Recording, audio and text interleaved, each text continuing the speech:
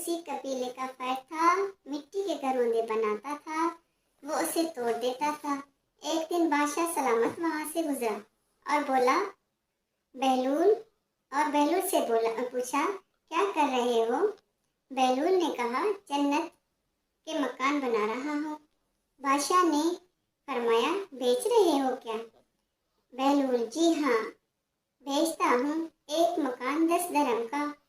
और बादशाह मजाक समझकर वहां से निकल गया और मुस्कुराया और सोचा मजनू है, दीवाना है, जो जन्नत के महल बेच रहा है।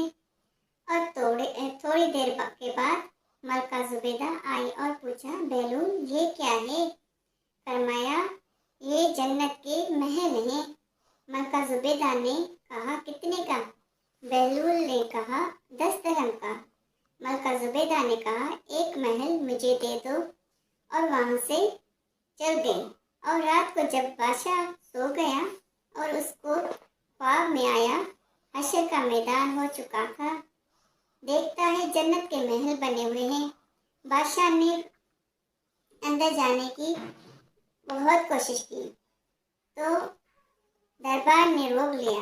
फरमाया ये मलका जुबैदा का है। बादशाह ने फरमाया वो मेरी घरवाली है। लेकिन दरबारी ने अंदर जाने नहीं दिया। सुबह जब मलका जुबैदा से पूछा मलका तुम्हारा क्या अमल है जो तुम्हें जन्नत में महल मिला है? मलका जुबैदा ने कहा जो मेरा रोज का मामूल है वही करती हूँ, नमाज जिक्र वगैरह करती हूँ। लेकिन मैंने कल बहलूल से वो मकान खरीदा था, हो सकता है वही मेरा जन्नत में महल हो।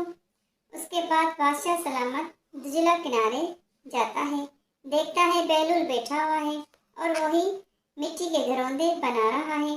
बादशाह सलामत ने पूछा बहलूल क्या कर रहे हो?